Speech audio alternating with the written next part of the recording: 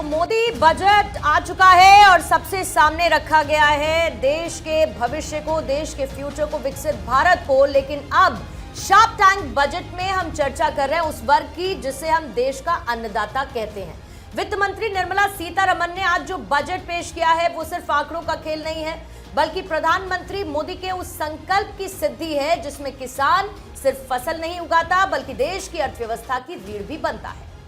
इस बजट ने ये साफ कर दिया है कि मोदी सरकार के लिए खेती अब सिर्फ गुजारे का साधन नहीं है बल्कि एक मुनाफे वाला बिजनेस बनने जा रही है। सबसे बड़ी बात, सरकार ने तकनीक और परंपरा का जो मेल बिठाया है वो काबिले तारीफ है। जहां एक तरफ 6 करोड़ किसानों को डिजिटल पब्लिक इंफ्रास्ट्रक्चर से जोड़कर उन्हें बिचौलियों के चंगुल से आजाद करने की तैयारी है, वहीं दूसरी तरफ 109 नए क्लाइमेट रेजिलिएंट बीजों की जो किस्म है उन्हें लाकर ये सुनिश्चित किया गया है कि मौसम की मार अब किसान की मेहनत पर पानी नहीं फेर पाएगी। ये दूरदर्शी सोच ही है कि सरकार अब दालों और तिलहन के मामले में भारत को आत्मनिर्भर बनाने के लिए मिशन मोड में काम कर रही है और अब हमें खाने के लिए, तेल के लिए दूसरे देशों का मुंह नहीं ताकना होगा। देखिए, क्योंकि हमारे अपने खेत अब लहलाएंगे और किसान की जेब भी इससे भरेगी। सिर्फ इतना ही नहीं, प्राकृतिक खेती यानी कि नेचुरल फार्मिंग के लिए 1 करोड़ किसानों को मदद देना और 10,000 बायो इनपुट लैब बनाना, ये दिखाता है कि मोदी सरकार न सिर्फ आज की बल्कि आने वाली पीढ़ियों की सेहत और मिट्टी की उर्वरकता की भी चिंता कर रही है। Value agriculture to diversify farm outputs, increase productivity, enhance farmers' incomes, and create new employment opportunities.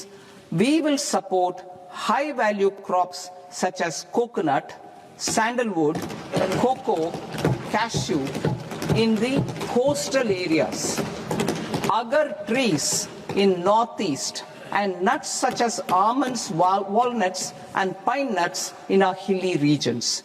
These, all of them, will be supported. India is the world's largest producer of coconuts. About 30 million people, including nearly 10 million farmers, depend on coconuts for their livelihood. To further enhance competitiveness in coconut production, I propose a coconut promotion scheme to increase production and enhance productivity through various interventions, including replacing and non-productive trees with new saplings or plants or varieties in major coconut growing states.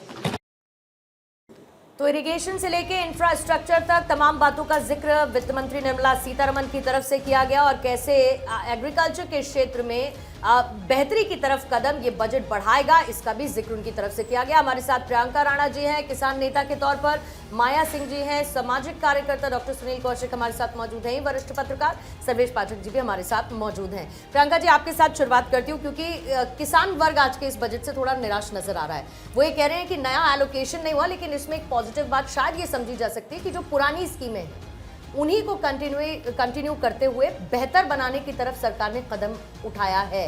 इस बार skip करने की वजह, बहुत कुछ नया ना लाने की वजह क्या लगती है आपको, और जो है उसको आप कैसे एनालाइज करते हैं? देखिए, अब किसान निधि जो 22वीं इस साल आनी है वो आप देखेंगे तो हाँ, सरकार ने बहुत कुछ किया है किसानों के लिए, लेकिन अगर आप देखेंगे तो इस बार खाद जो है महंगी हो गई है। सबसे ज़्यादा जो उम्मीद होती है एक किसान परिवार को, उनकी फसल खराब ना हो जाए, जिसका डर होता है। अभी जिस तरह से बोला जा रहा था कि आगे जो हमारे किसान भाई हैं उनकी फसलें ख़राब नहीं होंगी, लेकिन अगर आप खाद महंगी कर देंगे, यूरिया और ये सब चीज़ें जो उनकी मूलभूत समस्याएं हैं उनको कैसे आप पूरा करेंगे, उनकी जो ज़मीन है उनको आप कैसे बचाएंगे, कैसे उनकी फसलों को बचाएंगे, तो ये थोड़ी सी एक निराशा वाली बात है। क्योंकि मैं उत्तर प्रदेश से आती हूँ और वेस्टर्न यूपी के जो किसान हैं उनकी एक बड़ी समस्या रहती है कि जो दाम हैं उनको सही समय पर नहीं मिलते हैं, चीनी के दाम नहीं मिलते हैं, जो गन्ना है, जो जो उपजाते हैं, तो एक खाद जो है वो सबसे बड़ी चीज होती है एक किसान के लिए, क्योंकि उसी से उसकी फसल जो है बढ़ती है, आगे होती है। तो ये एक मुद्दा है। लेकिन मैं एक चीज कहना चाहूंगी, किसान, क्योंकि मैं रूरल एरिया से भी आती हूँ, उनके मुद्दे भी उठाती हूँ और खासतौर से महिलाओं की भी आवाज उठाती हूँ। एक चीज अच्छी की गई है कि हर एक जिले के अंदर जो उन्होंने कहा है कि लड़कियों के लिए हॉस्टल बनाए जाएंगे, क्योंकि मैं शिक्षा और स्वास्थ्य पे भी बात करती हूँ, तो ये एक गाँव की जो लड़कियां हैं उनके लिए बहुत अच्छी चीज है, महिलाओं को भी बहुत अच्छी चीज है, क्योंकि बहुत दूर तक जाना पड़ता है। कई स्कूल जो है सरकारी स्कूल बंद हुए थे, तो उसकी वजह से जो लड़कियां हैं जो पढ़ नहीं पाती हैं, शिक्षा रुक जाती है, वो एक अच्छी चीज हुई है। लेकिन हाँ, किसान की अगर आप बात करेंगे तो एक निराशाजनक बात यह है, क्योंकि उन्हें उम्मीद थी कि शायद इस बार जो है सरकार उनकी बात सुनेगी, क्योंकि खाद की बहुत लंबे समय से डिमांड चलती आ रही है कि दाम को कम किया जाएगा और इजीली अवेलेबल भी होगी। माया जी, इसी में इन मैम की ही बातों में एक और क्वेश्चन ऐड ऑन करते हुए, क्योंकि समस्या तो है लेकिन सब्सिडी भी है जो सरकार की तरफ काफ़ी सारी चीज़ों में दी जाती है, लेकिन सबसे बड़ा सवाल ये है कि ये जो सब्सिडी है वो किसानों के लिए परेशानी बन जाता है क्या? क्योंकि जब भी बात होती है बजट की, एमएसपी को लेकर के सवाल उठाए जाते हैं। एमएसपी बहुत सारे अनाजों पे अगर बढ़ा भी दी जाए तब भी किसान बहुत खुश नज़र नहीं आते, तो उसकी बेसिक वजह क्या नज़र आती है? देखिए, सबसे बड़ी बेसिक वजह है जो किसानों के बीच में और सरकार के बीच का जो लिंक होता है, जो दलाल है, वो आज भी है। हम कितनी भी बात करें कि हम ये दलाल प्रथा खत्म कर देंगे, वो नहीं खत्म हो पाती है, क्योंकि पिछली बार से ये हर बार का वायदा होता है हर सरकार का किसानों के प्रति कि हम बीच का जो दलाल सिस्टम है, मीडिएटर सिस्टम है, वो खत्म कर देंगे, लेकिन वो खत्म नहीं हुआ है आज भी। और सबसे बड़ा घाटा किसान को वहीं होता है कि जो उसकी मेहनत की कमाई का परसेंटेज जो बीच के लोग ले जाते हैं। तो बेसिकली जब बहुत सारे सालों से सरकार के जो वायदे अगर ये पूरे होते हैं तो हम कह सकते हैं कि हाँ, आज का बजट काफ़ी हद तक इम्प्लीमेंट अगर सरकार करे ज़मीनी तौर पे, तो लगता है ये हाँ हेल्पफुल है लोगों के लिए, चाहे वो किसानों के लिए हो, चाहे जैसे अभी एक हॉस्टल की बात हो रही थी बच्चों की। मैं कहती हूँ जिले में नहीं, हर एक बड़े शहर में एक बच्चियों के, खासकर वर्किंग के और स्कूल की बच्चियों के तो होते हैं, वर्किंग महिलाओं के लिए भी हॉस्टल अलग से होने चाहिए।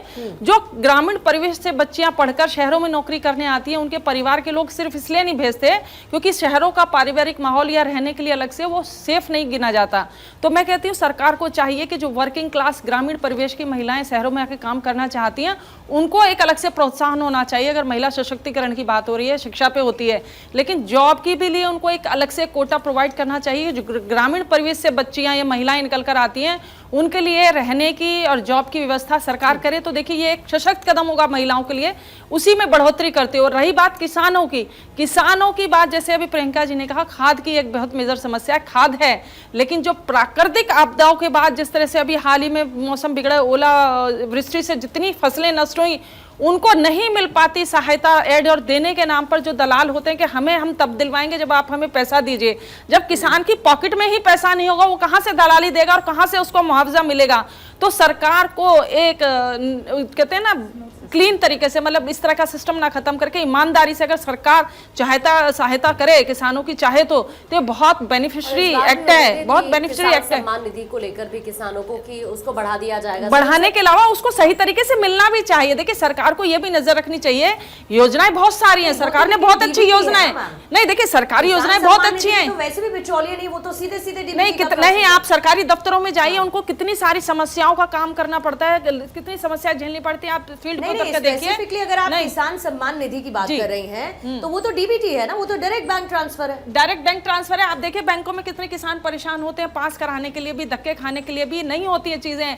हम लोग अभी बातें कर रहे हैं व्यवहारिक तौर पर, लेकिन जमीनी तौर पर जब जाते हैं, जो सरकारी योजनाएं, इतनी सारी सरकार ने इतनी अच्छी अच्छी योजनाएं दी हैं, लेकिन वो फौरी तौर पर उनको नहीं मिल पाती। तो सरकार को ये बहुत कड़े नियम देखने पड़ेंगे अपने जो व्यवहारिक शासन पे कि वो उनको नहीं मिल रहा है। इससे सरकार के खाते में ड्रॉबैक ही होता है। चीजें हैं, सरकार ने पूरी व्यवस्थाएं दी हैं। आज के बजट को आप देखिएगा, अगर ये इंप्लीमेंट सही तरीके से हो जाती है तो वाकई में बहुत बेहतर बजट था, नीचे निम्न आय वर्ग के लिए, किसान के लिए, महिलाओं के लिए। ठीक है, अब आपने देखिए बीड़ी सस्ती हो गई, सिगरेट महंगा हो गया, अब बीड़ी गरीब तबके का किसान व्यक्ति पीता है, ये उसके लिए भी है कि उसके लिए बीड़ी कहने को बहुत छोटा सा है, उत्साहित करने के लिए बीड़ी महंगी करना। नहीं ये किसान बीड़ी ना पिए, नहीं, लेकिन फिर सस्ती महंगी कर दी, नहीं बीड़ी सस्ती कर दी आपने, नोटिस बीड़ी सस्ती कर दी, लेकिन बीड़ी सस्ती कर दी तो हतोत्साहित नहीं, लेकिन महंगी चीजें आप देखिए वो अपर मिडिल क्लास की और हाई क्लास लोगों की हैं।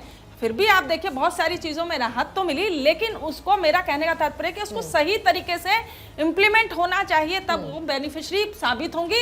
अदरवाइज ये फिर वो लिपापोती वाला बजट ही बनकर रह जाएगा कि हम लोग बहस करेंगे, सालों से करते हैं, बातें करेंगे, लेकिन जो किसान है, जनता है, उस तक वो चीजें नहीं पहुंच पाती। अब बात होती है नारियल खेती की, ये देखिए तटवर्तीय क्षेत्रों के लिए लाभकारी योजना है, लेकिन जो उत्तर भारतीय किसान है उनके लिए भी एक विशेष पैकेज आना चाहिए। आप किस तरह के दे रही हैं? आप पहाड़ी क्षेत्र पे बादाम अखरोट होता है वो उनके लिए हो गया, तटीय क्षेत्रों के लिए आपकी नारियल की खेती हो गई, तो जब मैदानी क्षेत्र के किसान हैं, तटीय उत्तर भारतीय किसान है, उनके लिए क्या विशेष पैकेज है?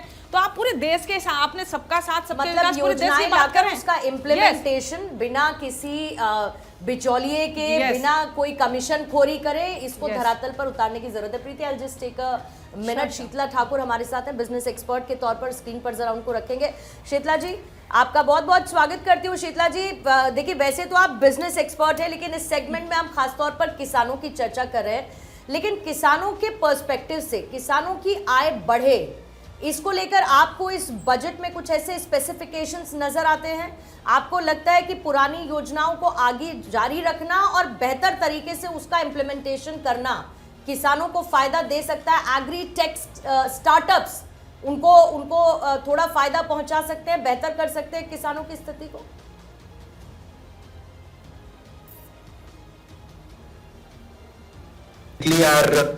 Nirmala ma'am, finance minister, one of a very iconic budget.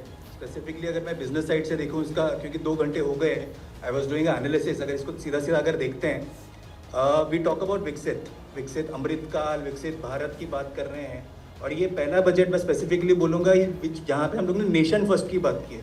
Madam ने स्टार्ट में ही कर्तव्य की बात की थी, तो मैं स्पेसिफिकली इस बजट को कर्तव्य बजट बोल रहा हूँ। वेरी इंपॉर्टेंट, बिकॉज विकसित भारत का एक क्लियर रोड मैप दिया गया है। अगर मैं सेक्टर वाइज बात करूं, चाहे वो डिफेंस है, चाहे वो मैन्युफैक्चरिंग है, चाहे वो एग्रीकल्चर है, चाहे वो आईटी है, चाहे वो डेटा सेंटर है, हर एक सेक्टर के लिए कुछ ना कुछ क्लियर रोड मैप दिया गया है कि किस तरीके से आगे जाना है। अभी मैं मैम की बात एग्रीकल्चर पे भी सुन रहा था। हम लोग जब एग्रीकल्चर की बात करते हैं, why we stick only to traditional agriculture, तो ट्रेडिशनल के हिसाब से अगर मैं बात करूँ तो सबसे पहले उन्होंने भारत विस्तार AI पे बात किया। AI जब आता है तो कहीं ना कहीं नॉर्थ से लेके साउथ, ईस्ट से लेके वेस्ट, सबको मल्टी लैंग्वेज बेस पे कनेक्ट करता है, सो दैट आपने मार्केट ओपन कर दिया भाई, सबसे इंपॉर्टेंट बात। सेकेंड, हम लोग जब मदर ऑफ डील की बात कर रहे थे, बहुत स्ट्रांगली मोदी सर उस पर बात कर रहे थे, मैम बात कर रही थी।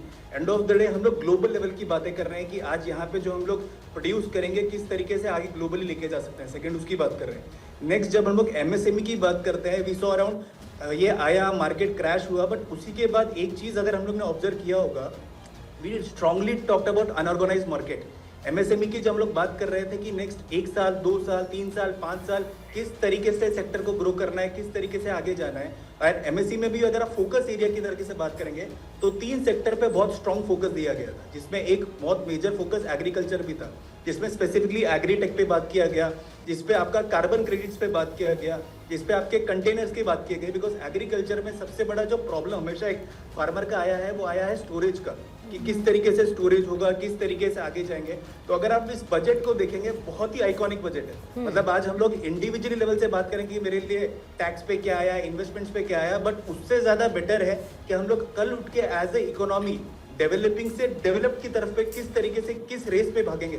एक बहुत क्लैरिटी है, बहुत क्लियरेंस दिया गया है कि एज ए इंडिविजुअल कंट्री किस तरफ जा रही है। हम लोग कल उठ के ऑन सिक्योरिटी पार्ट पे जब बात कर रहे हैं, इंटरनल एक्सटर्नल दोनों साइड पे बातें apart from all this Shitla Thakur साहब, लेकिन किसानों के बारे में अगर कर्ज, महंगाई, बेमौसम बारिश, इस तरीके की मुसीबतें हैं, अगर इन तीनों से वो जूझते हैं तो जाहिर है उसके लिए एक परमानेंट सोल्यूशन की तरफ देखना होगा, और उनकी बेहतरी के लिए भी कंसर्न्स बजट में डेफिनेटली रिफ्लेक्ट होनी चाहिए थी। कुछ चीज़ों को शामिल किया गया, कुछ पर आगे काम किया जा सकता है।